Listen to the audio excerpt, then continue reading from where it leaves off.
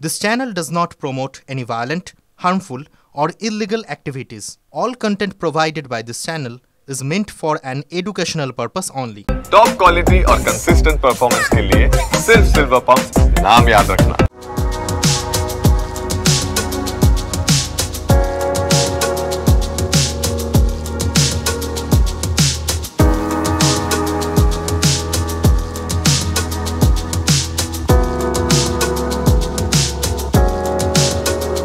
দীঘা প্রকৃতির যে রূপ ছিল অর্থাৎ বালিয়াড়ি থেকে ঝাউবনের সারি সেইটা কিন্তু কার্যত বর্তমান সময়ে হারিয়েছে।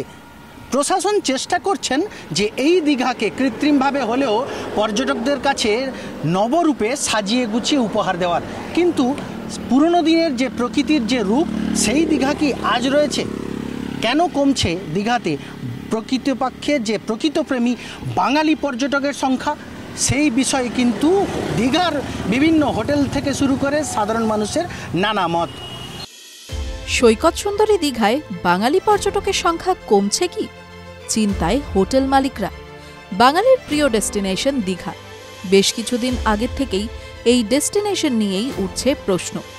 হোটেল সংগঠন সহ নানা মানুষের দাবি, প্রিয় সৈকত শহরে কমেছে ভ্রমণ প্রিয় বাঙালির সংখ্যা, আর বাড়ছে অবাঙালি পর্যটকদের ভিড়।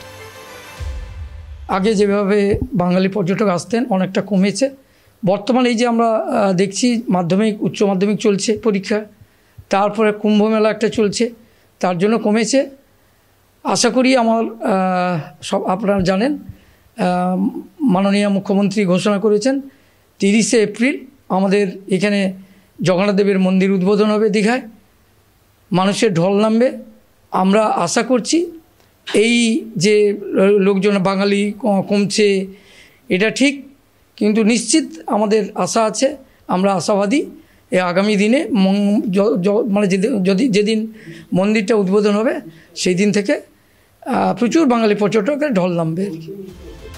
সূত্র বলছে দীঘায় বেড়েছে অবাঙালি পর্যটকের সংখ্যা। বুকিং অনুপাত ধরে এই সংখ্যা বেড়েছে 60%-এরও বেশি। কারণ হিসেব বলছে দীঘায় বেড়েছে হোটেল নির্মাণ, কমেছে প্রাকৃতিক সৌন্দর্য, কমেছে মনোরম ঝাউবনের সারি, কমেছে পাহাড় সমান উঁচু উঁচু বালির স্তূপ, এদিকে সামুদ্রিক আগ্রাসনের ভয় সমুদ্র স্নানে।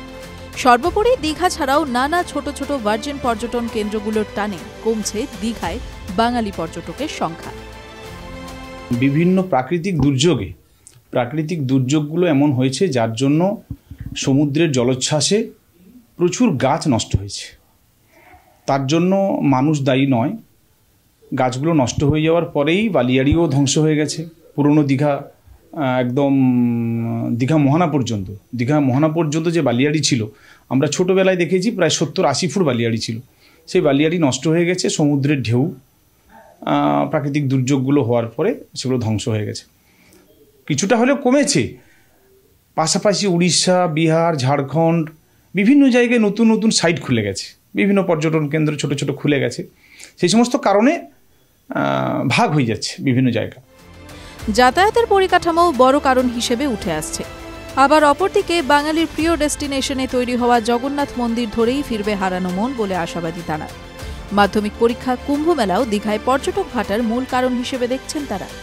ওল্ড দীঘা, নিউ দীঘা, শঙ্করপুর, তাজপুর, মন্দারমণি, জুনপুর, বগুড়ান, জলপাই, বাকিপুর সহ জেলার নানা ভ্রমণ স্থানগুলো রয়েছে সমুদ্র উপকূলে। হোটেল মালিকদের দাবি, ভিন্ন রাজ্য থেকে পর্যটক আসার ক্ষেত্রে রাস্তাও একটা বড় সমস্যা। দীঘা আসার যে রাস্তাটা, ওই রাস্তাটা সম্প্রসারণ খুব তাড়াতাড়ি না হলে পর্যটক মুখ ফিরিয়ে নিচ্ছে। তো রিসেন্ট আমরা শুনলাম কাঁথির পরে যে রাস্তাটা দীঘা পর্যন্ত হওয়ার কথা সেটার কম্পেনসেশন দেওয়া শুরু হয়েছে। শীঘ্রই রাস্তার কাজ শুরু হবে। বাইপাস দুটো হচ্ছে, তাতে পর্যটক বাড়বে। আর মাননীয় মুখ্যমন্ত্রীর প্রচেষ্টায় যে মন্দিরটা জগন্নাথ মন্দির হচ্ছে দীঘায়, তারপরে বাঙালি পর্যটকের ঢল নামবে আশা করছি আমরা। এক ছিল গঙ্গা মেলা, তারপরে ছিল আমাদের প্রয়াগরাজ। এই 45 দিন ধরে চলছে, যার জন্য মানুষের ওখানে প্রচুর পরিমাণে ঢল নামছে। এবং বাঙালি তারা হচ্ছে ভ্রমণ পিপাসু।